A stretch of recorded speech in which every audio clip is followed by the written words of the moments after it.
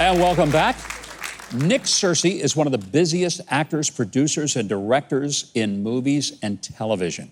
Now, you know him from Fried Green Tomatoes, Justified, CSI, Gosnell, and many more hits. His latest film is a moving, faith-based story of redemption and forgiveness. It's called A Man from Nowhere. I want you to welcome a man from somewhere. Please welcome Nick Searcy. Yeah.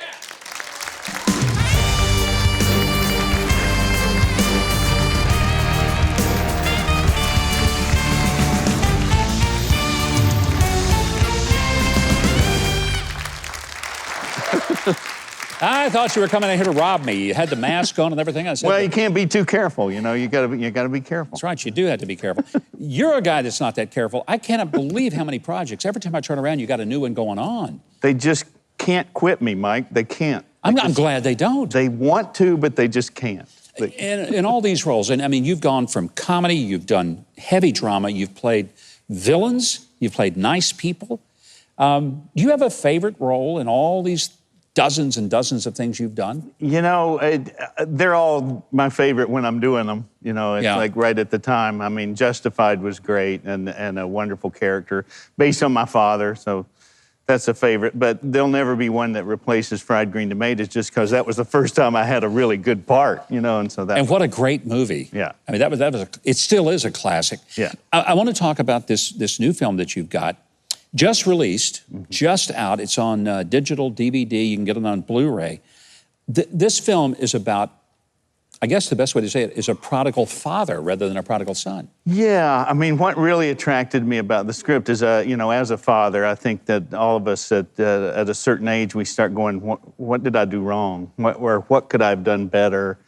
And I think the really powerful thing in this particular movie is that this is a father who was really wildly successful in his life, a very successful novelist, and he realizes towards the end of his life, as he's facing the end, that he put a lot more of his energy into that than he should have, that he neglected his family. We have a clip from The Man from Nowhere. I want us to watch it, and it'll whet your appetite for the film. What do you think so far? Well, it looks like you dedicated it to a Sergeant Frank Rogers. Rogers was the man who introduced me to Jesus. Where was that Jesus when I was growing up, Herb? Rogers planted the seeds. He made the introduction to the Lord, and I'm not proud that it took 40 years to take root. The least you could have done was dedicate a book to me. That book's not dedicated to you. It's written for you. What? I mean, you know I'm not good at opening up.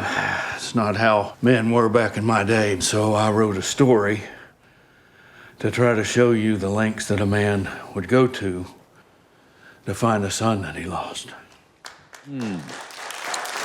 Just seeing the clip makes me want to see that film. I want to give a shout out to that makeup artist. So I don't know how they made me look so old and sick. Really amazing. It is amazing, you know, because you look like, I mean, everybody knows you're only 34 years old. So. I know. I had to wear a lot of makeup. Yeah.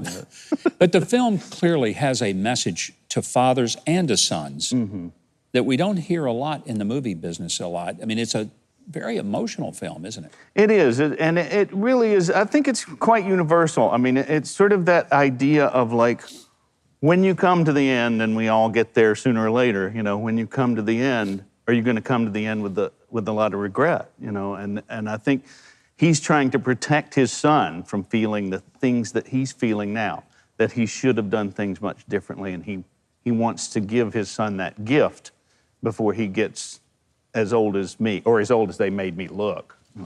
You know, one of the concerns I think a lot of us have watching people in the film industry, you've been able to continue to be active and busy, but you're unapologetically a Christian and conservative.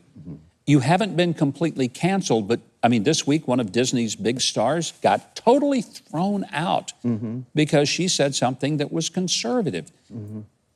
Is there any end to this in the entertainment business? I think there is, because what happened to Gina Carano, like the next day, the people at the Daily Wire said, we're going to hire her and we're going to let her produce and direct her own film. And I think that's more and more what's going to happen with Hollywood. I think that people like me that work in the Hollywood industry have to stop being afraid to be who we are. Yeah. Because I think what's going to happen is that Hollywood's going to split. I think Hollywood's going to split, and there are going to be alternative ways of distributing movies, of making films, and I think that's the way to go. Don't worry about trying to impress the Hollywood left. They're going to do what they're going to do. Let's do what we do. And the most important thing, quite frankly, is that people who are tired of watching Hollywood's left front make movies that insult us and throw everybody out of the industry is to make sure that you do support movies like The Man from Nowhere. So I hope that you will know that The Man from Nowhere, it is available now. You can visit manfromnowheremovie.com to see the film and to learn a lot more about it. And I think after that clip, you're going to want to. You can also keep up with Nick Searcy online at nicksearcy.com and on social media.